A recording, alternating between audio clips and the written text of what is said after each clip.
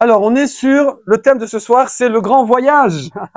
Mais ne partez pas tout de suite pour ce grand voyage, car ce grand voyage dont on parle, c'est celui à 120 ans. Ah ouais, ah ouais. Donc, c'est un très beau voyage, mais la vérité, Aaron, ça en prie, attention, je distribue des pompes, c'est 10 pompes déjà pour Aaron. C'est le voyage qu'on veut faire le plus tard possible, bien qu'en vérité, le voyage qu'on fait actuellement, qui est d'être sur Terre, notre Neshama, elle voulait pas le faire. Vous savez, quand on est dans le monde des Neshama, dans le monde spirituel, et que Hachem dit, bon ben, faut que tu y ailles, mon gars, ou ma fille, eh ben nous on dit, non, je veux pas y aller, mais regarde cette terre, regarde cette bouillabaisse, ce chantier et tout, je veux pas y aller. C'est comme ça la vie, tu dois y aller. Pourquoi? Parce que c'est le seul moyen qu'on a sur cette terre de gagner des mérites, de mériter sa spiritualité éternelle, et le seul moyen, c'est de descendre dans cette bonne bouillabaisse qui est la vie sur terre. Et une fois qu'on y est, eh ben, heureusement, parce que sinon, il y aurait trop de, je dis pas le mot, il y aura un taux de trop élevé, comme au Japon. Mais heureusement qu'une fois qu'on est là, on s'y attache, on aime notre vie, même s'il y a des galères, et on s'y attache. On va commencer par une grande vérité impressionnante qui est dans Pirkei Avot, dans les Mishnayot. Rabbi Eliezer, il dit comme ça. Il dit, à Yiludim, la mout. À Yiludim, la mout. Ve'ametim, les chaim. C'est-à-dire ceux qui sont nés vont mourir et ceux qui sont morts vont vivre. C'est magnifique. C'est clair. Je la refais doucement. Ceux qui vivent, bah, forcément un jour ou l'autre vont mourir, mais ceux qui sont morts, forcément un jour ou l'autre vont revivre. C'est quand même une bonne nouvelle. C'est une bonne nouvelle. Alors il y a plusieurs phases. Il y a les Gilgulim. Ça veut dire les passages successifs. Nous sommes tous des redoublants. J'aime à dire, du haut de mes 62 ans, que là, vous faites les malins parce que vous êtes tout jeune et moi je suis tout vieux, mais sachez qu'il y a à peu près entre 30 et 35 ans au maximum, vous étiez vieux et moi j'étais jeune. Vous avez compris ou pas? Voilà. Donc, voilà. Donc, hein, ceux qui étaient pas nés il y a 30 ans, en fait, ils étaient âgés. Et moi, j'avais votre âge. Voilà. Donc là, on a échangé les rôles. Enfin, presque, hein. Aaron, encore 10 pompes. Tu vas finir musclé la soirée. Voilà. Alors, maintenant, comment ça fonctionne? Comme vous le savez, c'est marqué dans la Torah, dans Bereshit, c'est marqué Vayitser Hashem Elokim et Adam, Afar Mina Adama. Hashem a créé, Yetzira, c'est comme un potier. Bara Elokim, c'est créé à partir de rien. C'est une bria ex nihilo, on dit en latin. Alors que Yetzira, c'est créé à partir de la matière. Hashem a créé l'homme, il l'a créé à partir de la matière. Quelle matière? La terre. Marqué dans la Torah. Il a pris de la terre de partout dans le monde, pour qu'on puisse habiter partout dans le monde. Bon, ça c'est une parenthèse. Et il a créé ce qu'on appelle un golem. Ça veut dire une sorte de masse humaine en terre, en glaise. Et ensuite, donc, Afar Mina Adama. Et ensuite, Vaïpar, il a insufflé Be'apav dans les narines.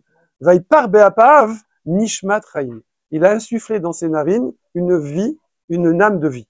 Neshama, donc Neshima, c'est le souffle, Neshama, c'est le même mot. Une Neshima, c'est un souffle, oui, Neshima. Quand je fais comme ça, là, allez, welcome. Neshima, Neshama. Lorsque on sort des toilettes, d'accord, on fait une bracha qui s'appelle la Yatzar. À la fin de cette bracha, les derniers mots, c'est Umafli la asot. Qu'Hachem, il fait un pélé. Pélé, c'est un miracle. Il fait quelque chose d'incroyable. Il y a beaucoup d'explications là-dessus. Si vous réfléchissez, tout le système digestif et les intestins et le machin, etc., c'est tout un miracle permanent. Mais il y a une explication. C'est quoi le pélé? Aaron, 10 pompes. Non, viens ici, parce que tu vas finir avec des courbatures, frérot. Donc, non, tu parles pas.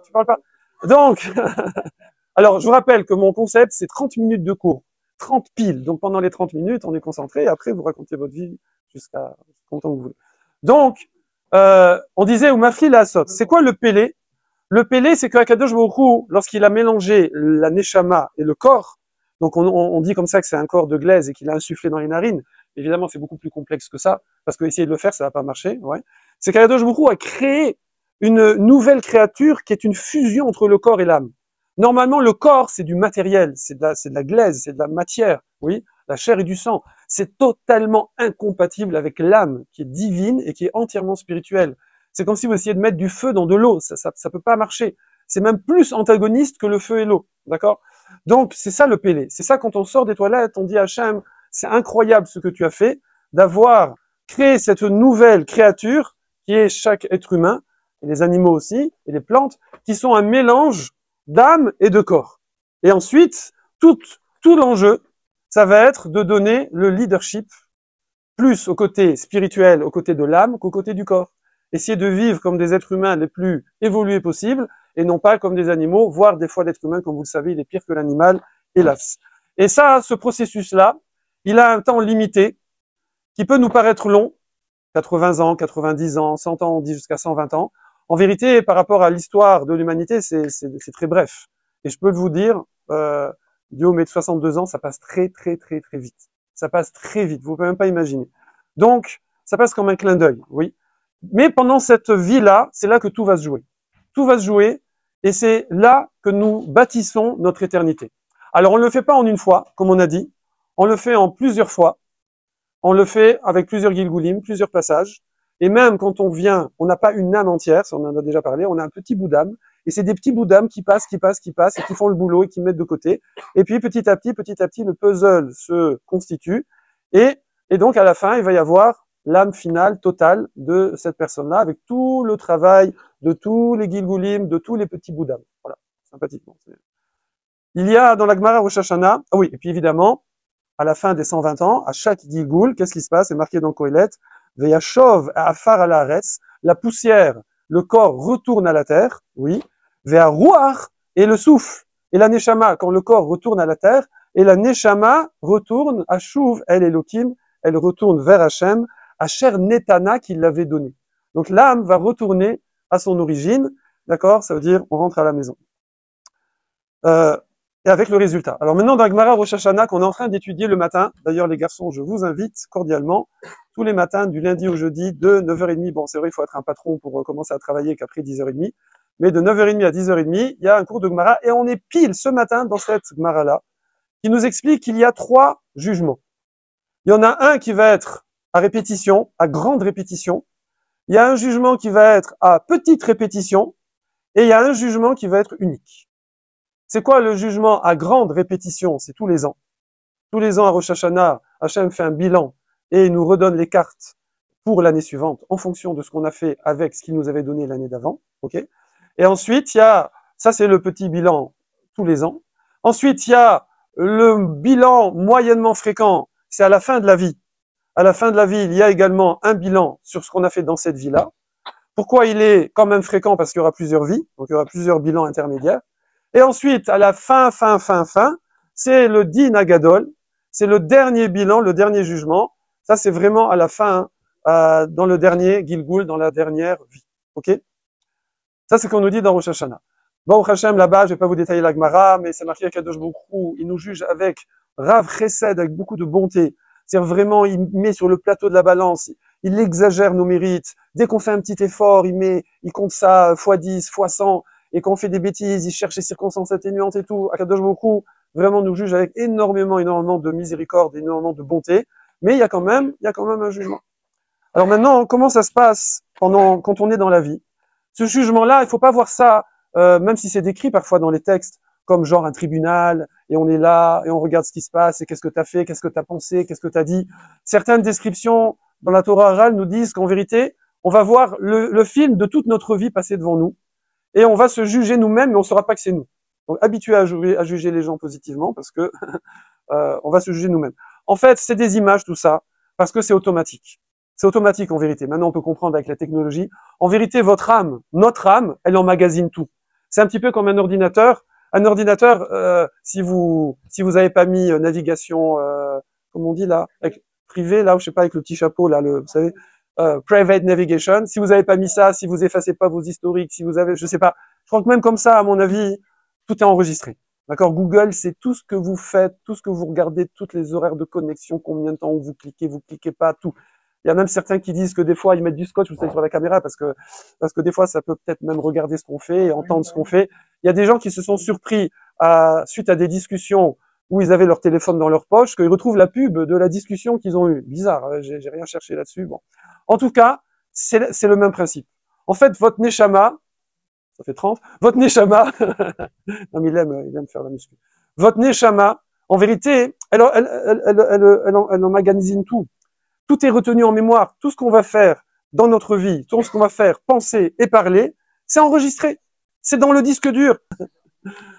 Aaron, je reprends. Donc, tout est enregistré. C'est un petit peu, il faut imaginer la vie. Derrière un magasin, il y a des magasins qui existent comme ça, où vous passez avec le caddie dans le magasin, et il y a des endroits où c'est comme ça, il n'y a plus de caissière en fait. Vous passez avec le caddie, et il y a un lecteur de code là sur le caddie, et en fait, quand vous mettez vos produits dans le caddie, il y a quoi, Decathlon, il y a ça? Non, c'est à la caisse, à la caisse. Voilà, mais là carrément, c'est sur le caddie. En fait, vous passez, bang, bang, bang, bang, bang, vous passez ça. Ensuite, vous passez à la caisse, vous sortez, vous allez à la voiture, mais lui, vous enregistrez, il s'est payé sur votre carte bleue. D'accord? Voilà. C'est la même chose. En fait, voilà. En fait, quand quelqu'un il croit qu'il est tout seul là, 2 heures du matin dans sa chambre et tout, eh ben en vérité, tout est enregistré. Donc voilà, Netflix, Netflix, tout est enregistré. Voilà. Donc c'est sympathique et c'est ça ce qu'on appelle les dinim chaque année, le din à la fin de la vie, le din à la fin. C'est normal en fait, il y a personne qui est là derrière avec un bâton, avec une carotte, il y a des images, c'est marqué que Yohanavi, il note toutes les mitzvot, etc. C'est des images pour que les êtres humains comprennent, surtout à l'époque où il n'y avait pas le high-tech qu'il y a maintenant. De nos jours, on n'a plus besoin de ces images, en vérité, tout est automatique. Tout est automatisé, et c'est comme ça que ça fonctionne. Alors pourquoi je vous parle de ce sujet ce soir?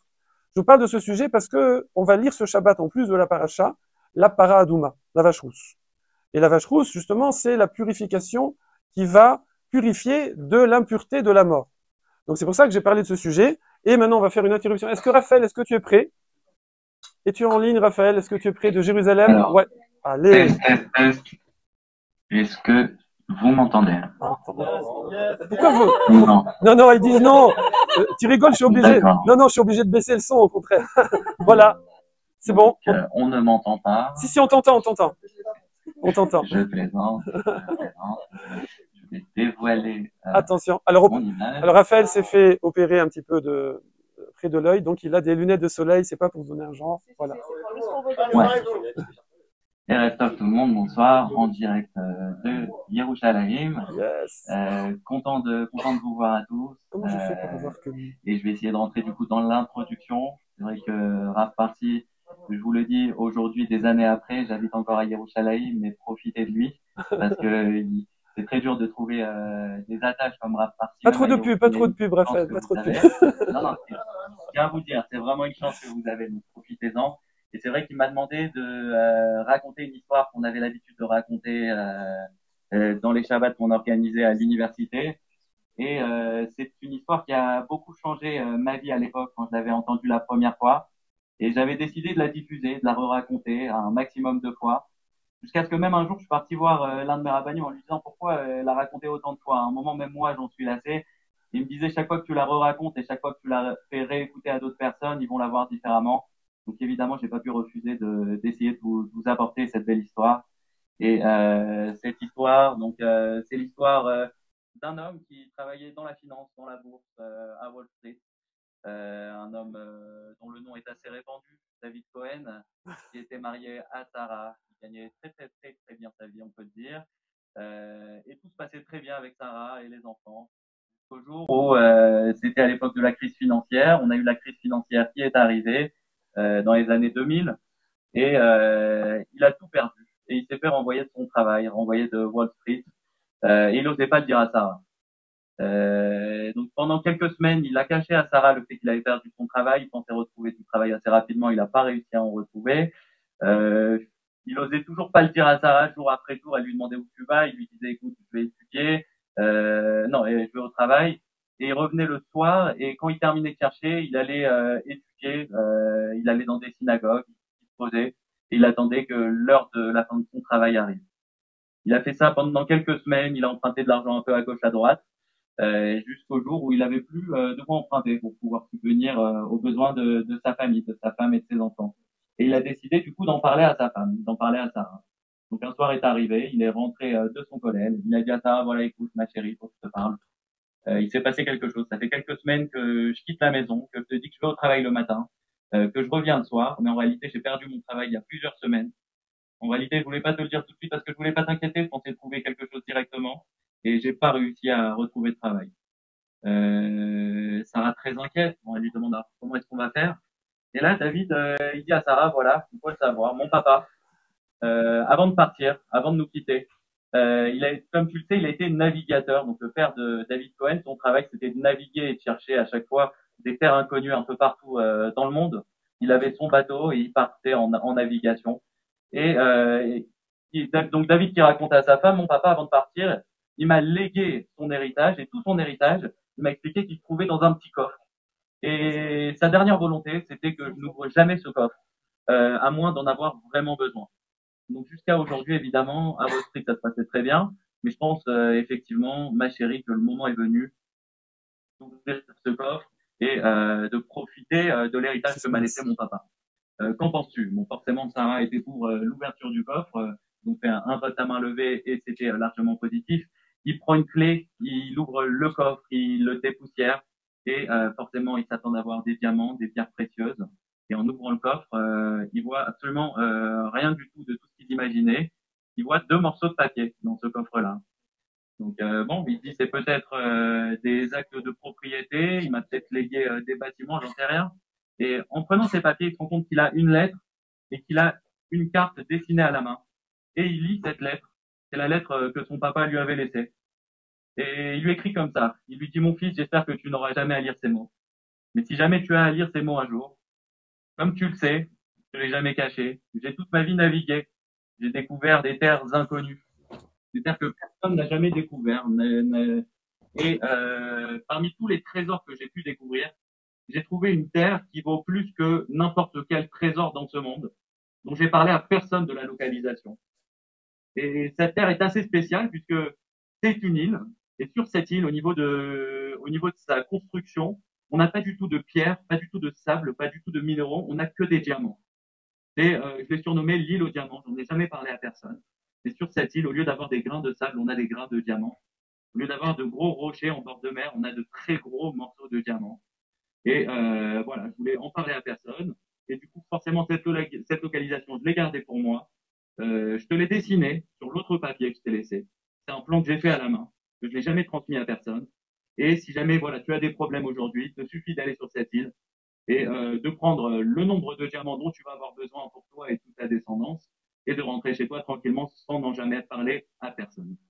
Donc David, il regarde Sarah, il vient de lire la lettre devant sa femme, il lui dit, écoute, c'est le moment, on va prendre nos dernières économies, on va aller louer un bateau et je vais aller sur cette île récupérer des diamants, je crois en mon papa.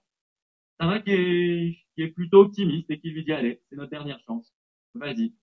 Et il part, et il prend ses derniers deniers, il arrive au port, et il loue une barque, parce qu'il n'avait pas les moyens de louer un jet ski ou un véhicule motorisé. Il prend une barque, il prend deux rames, et il commence à partir en voyage avec des sacs vides, plein de volonté, espérant ramasser un maximum de diamants possible, espérant que son papa avait raison. Et il commence le voyage, et il commence à ramer, et il rame pendant des heures, des jours même, on peut le dire. Et pendant ces jours-là, forcément, il rame, il avait pris des petites conserves, il avance, et l'un de ces jours, mort de fatigue, sous le soleil, il s'endort, il n'en peut plus, et sa barque qui dérive. Il se lève un matin, on était en pleine journée, le soleil qui l'éblouit, commence à regarder au loin, et voit briller, il voit une lueur, où il prend ses rames, il commence à ramer, il commence à s'approcher, et plus il s'approche, et plus il voit que c'est le reflet du soleil sur quelque chose. Et plus il s'approche, et plus il se rend compte que c'est le reflet du soleil sur une plage, mais qui était vraiment très spéciale parce que trop puissant. Et en s'approchant, effectivement, il s'est rendu compte que son papa ne lui avait pas menti. Et il a effectivement trouvé cette île dont lui avait parlé son papa. Et on parlait du reflet du soleil sur des diamants qui revenaient à ses yeux et qui l'éblouissaient. Arrivé sur cette île, forcément, David était vraiment très heureux. Il avait prévu sa pelle et ses sacs. Il arrive sur l'île, qu'est-ce qu'il fait? Il commence à remplir ses sacs avec sa pelle. C'était pas du sable, c'était c'était des diamants. Et il remplit un sac. Et il remplit deux sacs. Et il continue. Et pendant qu'il est en train de remplir ses sacs, on a des Zoulous qui apparaissent de nulle part, des aborigènes, qui arrivent autour de lui, parlent un dialecte assez bizarre, et qui rigolent et qui se moquent de lui. Et qui commencent à tourner autour de lui en rigolant et en faisant des mimiques. Et David, il se dit, bon, moi, je vais pas me faire d'embrouille avec ces gens-là. Je vais continuer à remplir mes sacs, je vais fermer mon histoire, je vais retourner sur ma barre, je vais dire bonne journée et je vais rentrer chez moi. Et il termine de remplir ses sacs et les Zoulous, ils sont en masse autour de lui en train de rigoler et de se moquer de lui. C'est pas méchant, mais ils se moquaient de lui. Et David, au départ, il s'est dit, je vais pas faire attention. Il a fini de remplir ses sacs, il les a mis dans sa barque. Et en regardant ces Zoulous-là, il décide avant de partir, il est sur sa barque comme ça, et il dit, non, je peux pas partir comme ça. Il faut que je comprenne. Ces gens-là, ils me laissent partir. Ils me veulent pas de mal. Juste, ils sont en train de se moquer de moi. Ils sont en train de se moquer du coup d'un homme qui est heureux, qui est là en train de ramasser des diamants sur une plage. J'aimerais comprendre pourquoi il rigole. Qu'est-ce qui les fait tant rire? Et il s'approche du coup de ses Zoulous. Et il va voir quelqu'un qui paraît respectueux dans le clan. Et c'était le chef du clan de ces aborigènes. Il lui dit, écoutez, j'ai une question avant de partir. Je peux pas partir comme ça. Il faut absolument que vous répondiez à ma question. C'est quelque chose qui va me tracasser toute ma vie. Qu'est-ce qui vous fait rire? Je suis un simple homme qui est en train de ramasser des diamants. Forcément, je suis heureux. Je viens de très loin. Je sais que là, j'ai plus aucun problème dans ma vie. Et vous, vous êtes là, vous me voyez, vous rigolez. Qu'est-ce qui vous fait rire dans mon comportement? Et cet homme-là, il le regarde. Il lui dit, écoute, je parle ta langue. Ah, déjà, David, il est content. Et il lui dit, écoute, tu as l'air d'être quelqu'un d'intelligent. Explique-moi ce que tu appelles le diamant. Pourquoi ça a de la valeur pour toi?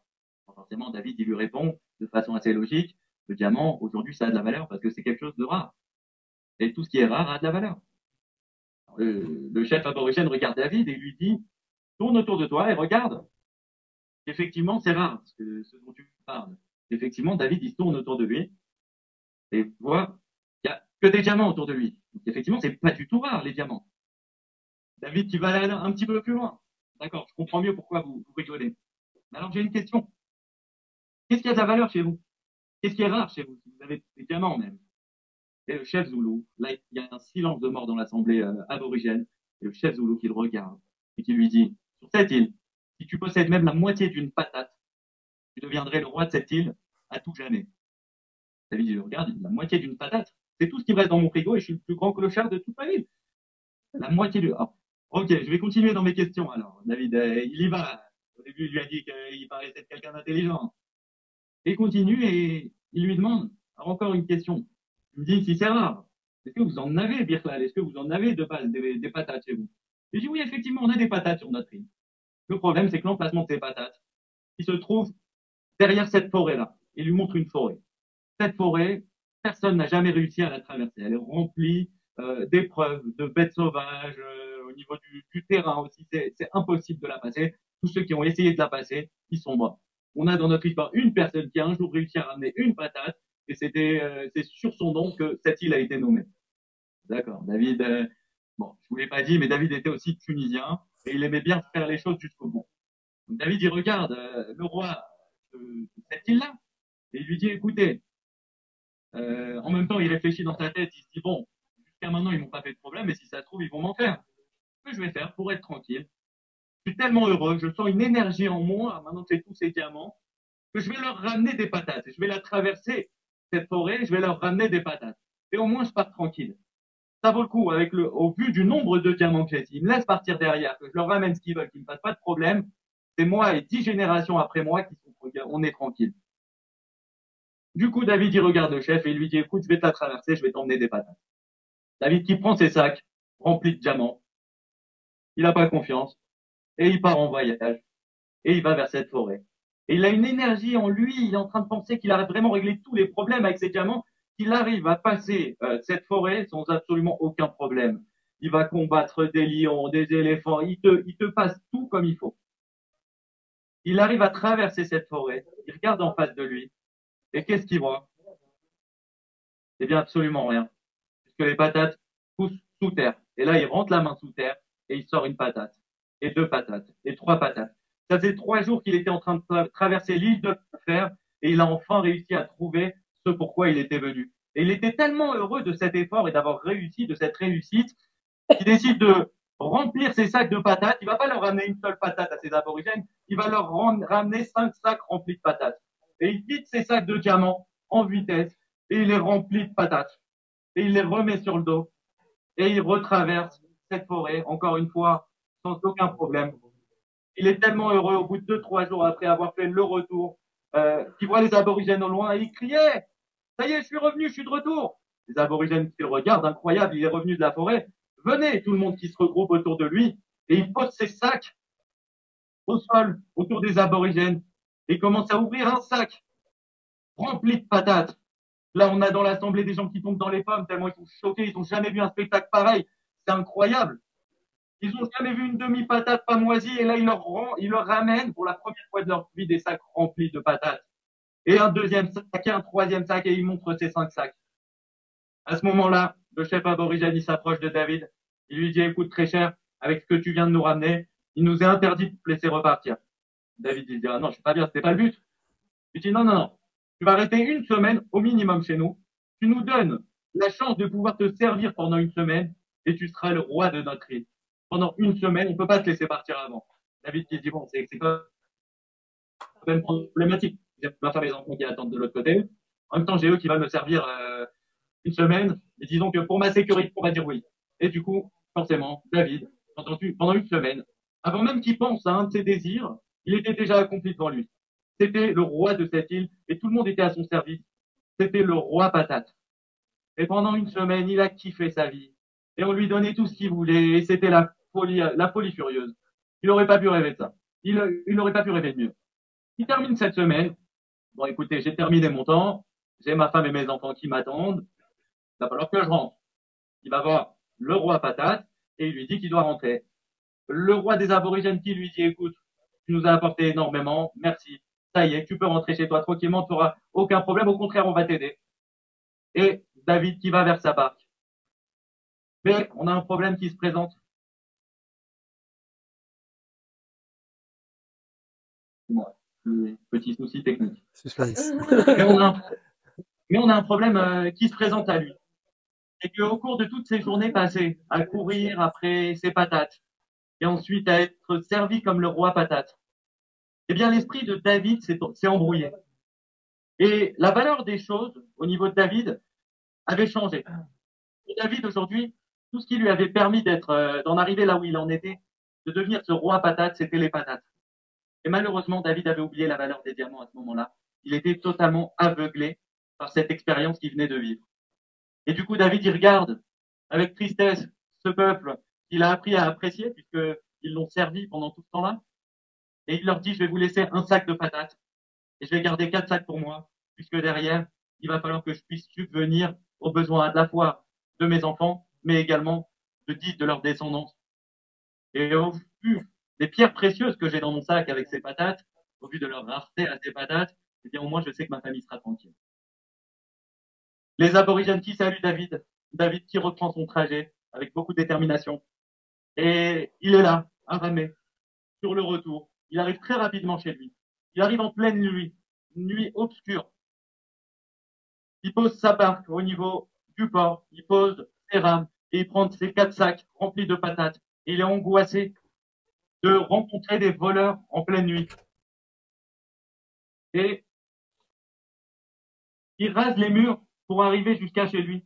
Arrivé chez lui, 2 heures du mat. Il toque, il sonne à la porte. Sa femme qui descend, Sarah, qui dit qui c'est. Elle regarde, elle voit que c'est David, elle le rentre vite, elle referme tout à clé. Alors, est-ce que c'était vrai ce qu'il t'a raconté ton père? Oui, c'était vrai, incroyable, incroyable. Il pose ses sacs, elle le prend dans les bras et elle est là pendant qu'elle le prend dans les bras. Elle sent comme ça au niveau de David. Elle dit, mais qu'est-ce qui sent comme ça? Et David, il dit, ah, c'est pas moi. Et elle s'approche des sacs que David a ramenés et elle sent, mais elle dit, mais qu'est-ce que c'est que ça? Et elle ouvre un sac, et elle voit qu'il est rempli de patates qui ont moisi du voyage avec l'humidité. Elle se dit, bon, c'est sûrement un intelligent, mon mari. Il s'est dit, il prend 4 sacs, il met dans un des sacs des patates moisies, comme ça, s'il rencontre des voleurs sur la route, il lui demande qu'est-ce que tu as dans tes sacs? Des patates moisies. Elle ouvre un deuxième sac.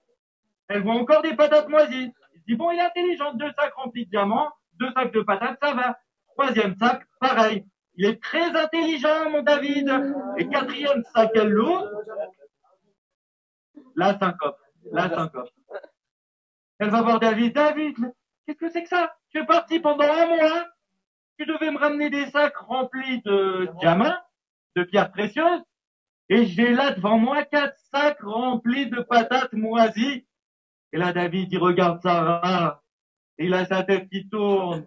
Et là, il commence à se rendre compte, à réaliser de son erreur. Il avait oublié la valeur des choses, c'est que ça valait absolument rien des patates là où il était.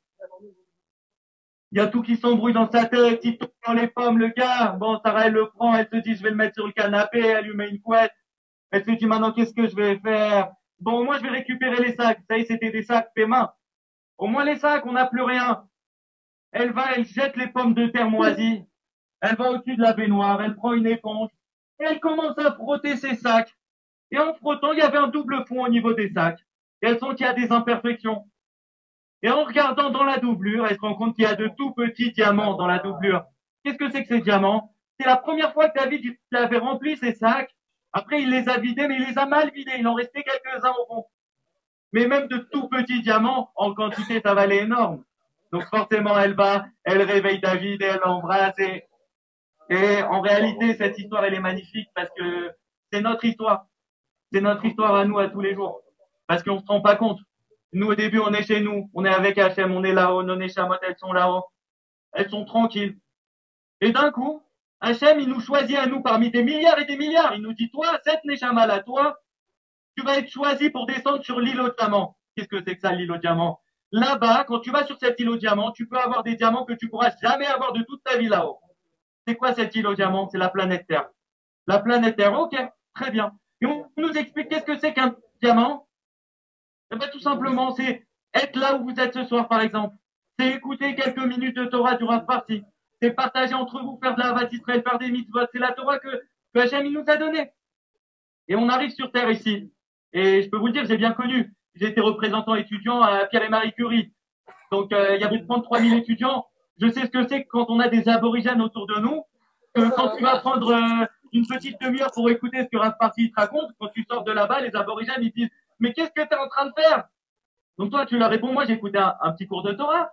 Mais pourquoi? Bah parce que c'est un diamant, un cours de Torah, on me l'a dit. Non, mais ça vaut rien. Ça, n'importe qui peut s'asseoir, faire une petite séouda, aller Chaïm, écouter un rabbin ou faire du bien comme c'est écrit. N'importe qui peut le faire. C'est pas ça qui a de la valeur dans ce monde-là, sur cette île-là. Et nous, on essaie d'être un peu intelligents. Mais alors, qu'est-ce qu'il y a de la valeur dans ce monde-là, sur cette terre? Bah, ce qu'il y a de la valeur, on va dire, c'est si tu as beaucoup d'argent. Si j'ai beaucoup d'argent, d'accord. Et qu'est-ce qu'il y a d'autre de la valeur? Si tu as du pouvoir, si tu as de l'influence, des bêtises. Et nous, on est tellement, on va dire, sous une vague de ce monde-là qui est en train de nous faire oublier pourquoi on est là, que cette histoire, elle réveille. Et que ça nous rappelle qu'aujourd'hui, c'est aussi facile que de se baisser et de ramasser un caillou que d'avoir un diamant pour plus tard. Et à chaque fois, Hachem, comme il a dit reparti un petit peu plus tôt, il essaie de nous chercher les bonnes excuses, comme elle a fait la femme de David, à dire ah non, tu as été intelligent, ah voilà, il reste tes petites miettes. Mais aujourd'hui, que cette histoire, elle puisse avoir le mérite de nous apporter à nous d'arriver là-haut avec des sacs qui soient remplis de diamants et pas qui soient remplis de patates. Et pour ça, ben, je vous encourage et je vous le dis, profitez de cette chance que vous avez d'avoir reparti près de vous et continuez à rester accroché à lui pour arriver là-haut avec des sacs remplis. Et évidemment, si vous venez à Yerushalayim, vous êtes les bienvenus et on vous accueillera. On a aussi beaucoup de jeunes ici. Et bah, au Hachem, qu'on puisse avoir continuer à avoir cette chance-là d'être entouré de personnes qui nous permettent de remplir ces sacs de diamants, tout en ayant des patates aussi. Ça veut pas dire qu'on n'a pas besoin d'argent, puisque l'argent ça aide aussi, c'est évident. Mais n'oubliez pas l'essentiel. Voilà. Bravo, bravo Raphaël.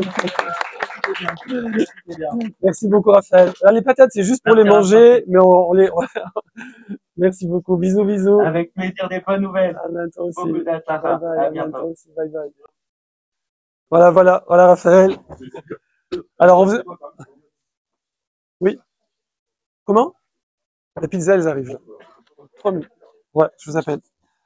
Alors, pour finir, ladies and gentlemen, il reste juste quelques minutes. Du coup, on a dit que la para Adouma, vous savez, la vache rousse, c'est quelque chose d'un peu incompréhensible. Juste, je finis 3 minutes. Michael, 10 pompes. Donc pourquoi on parlait de ce sujet? Alors bon, vous avez compris le rapport avec l'histoire, c'est-à-dire qu'on est sur Terre, et le problème c'est que l'âme, avant de descendre, elle sait très bien ce qu'il faut faire, elle sait très bien ce qui a de la valeur, elle sait que c'est ça, l'Akdoucha, c'est ça qui a de la valeur, mais après nous on arrive là, et on fait comme les aborigènes, et on oublie, et les patates, on a besoin de manger des patates, évidemment, mais pas de les accumuler. On n'a pas besoin d'accumuler des appartements et des richesses, et encore ci, et encore ça. On a besoin de faire vivre notre famille, honnêtement, de faire la tzedaka, de faire ce dont on a besoin, de pouvoir s'habiller, de pouvoir, voilà, faire des choses. Mais toute cette matérialité, elle a pour but d'accumuler des diamants. Et ça, c'est ces diamants-là qu'on va pouvoir ramener ensuite. C'est toutes les mitzvot, toutes les limoud Torah qu'on va pouvoir ramener. Alors maintenant, quand quelqu'un, il revient à la maison, là-haut, le problème, c'est qu'il peut plus aller chercher les diamants en bas. Quand lui, il est revenu de l'île, c'est fini. Il peut plus aller chercher les diamants. Alors, on va finir avec quelques petits trucs sympathiques. Que par rapport à l'histoire, il y a une différence. C'est que même quand on quitte ce monde-là, alors ceux qui restent ici, les amis, la famille, les gens qui ont connu cette personne, ils peuvent lui envoyer des diamants. Ça veut dire qu'il y a des mérites que les descendants d'une personne qui a quitté ce monde, ils peuvent transmettre, eux qui sont sur Terre encore là, sur l'île aux diamants, ils peuvent envoyer des richesses spirituelles à la personne qui ne peut plus en accumuler. Il faut savoir que quand quelqu'un il est niftar, quand quelqu'un est mort, sa neshama, elle quitte pas comme ça d'un seul coup le corps. Il y a des phases, il y a 3 jours, 7 jours, 30 jours, et même après, il y a encore des parties basses de l'âme qui restent là, et qui voient ce qui se passe, et qui sont, mais dans un regret terrible, parce que, et ils peuvent pas communiquer, mais ils nous voient nous. C'est pour ça que quand on rentre dans un cimetière, vous savez, il faut rentrer les tzitzit. Il faut pas faire des mitzvot devant les morts. Pourquoi? Parce que ça les met dans un état pas possible. Parce qu'ils disent, mince, moi je peux plus, je suis là-haut, je peux plus faire les mitzvot. Et eux, ils sont sur terre, ils peuvent les faire. Ils sont tellement jaloux de nous. Oui. Mais on peut quand même leur transmettre des mérites. Alors comment on peut leur transmettre? Vous savez que le mot neshama, alors neshama, c'est le même mot que Mishnah. Ça veut dire que étudier, quand on étudie la Torah, on peut dédier cette étude pour l'âme de personnes qui ont quitté ce monde. Et ça leur donne énormément de profit. Donc ça, c'est les personnes, alors soit on le fait pour des gens qu'on connaît, soit on dédicace des shiurim, on voit tout le monde dédicace des shiurim, ou ça peut être évidemment pour sa famille. Il y a également de faire les brachot, voilà, de faire boré périède sur une pomme. Souvent, vous savez, on fait souvent des seudot, on fait les brachot de l'Ilou Nishmat. Bon, tout ça, c'est une longue histoire, ça provient de textes, je vais pas trop développer parce qu'il est déjà tard, mais il faut savoir que faire les brachot, c'est vraiment prononcer le nom d'Hachem, c'est la reconnaissance, qui est la karatatov, un des traits de caractère les plus importants du judaïsme, le fait de remercier Hachem avant de manger quelque chose de consommé, ce qui nous donne la vie physique, alors on remercie Akadosh Baruch Hu, eh bien ça, on peut le dédicacer pour des personnes. Même au niveau de l'étude de la Torah, il faut savoir qu'on étudie, des fois on apprend, et des fois quand on apprend, on fait ce qui s'appelle des chidouché Torah. On trouve des nouveaux trucs. Ça, c'est un grand mérite également qu'on peut donner à des personnes. Voilà. Donc, pourquoi? Parce que quand quelqu'un il est là-haut, c'est fini. Il peut plus remplir son compte en banque. Il peut plus remplir les sacs de diamants. Il y a que nous qui sommes sur Terre qui ont cette chance inouïe. Alors, il faut pas perdre son temps. Il faut profiter de chaque jour. Que chaque jour, il soit plein comme ça d'études, de mitzvot.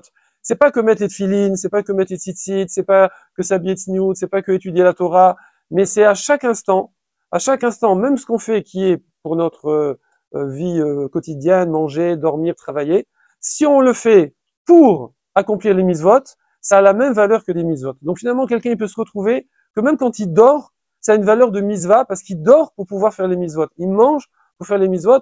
À ce moment-là, c'est comme s'il était 24 heures sur 24 en train de remplir les sacs de diamants qu'il va pouvoir emporter là-haut. Voilà ce que je voulais partager avec vous. Donc, Chazak à vous tous. Et on va passer au buffet. Alors, le menu. Vous avez ici des toasts avec thon concombre, de ouf. Vous avez ici, ça c'est une folie furieuse. Attention, c'est presque de la drogue. C'est des fruits écrasés avec de la pâte d'amande. Dans un truc, voilà. Ensuite, vous avez les viennoiseries. Pour ceux qui sont en régime, il y a la salade. Pour ceux qui sont pas en régime, il y a les chips. Et il y a le sushi qui est en cuisine et la pizza qui arrive. Donc, allez-y, régalez-vous et faites des belles brachot. Chazak à vous tous.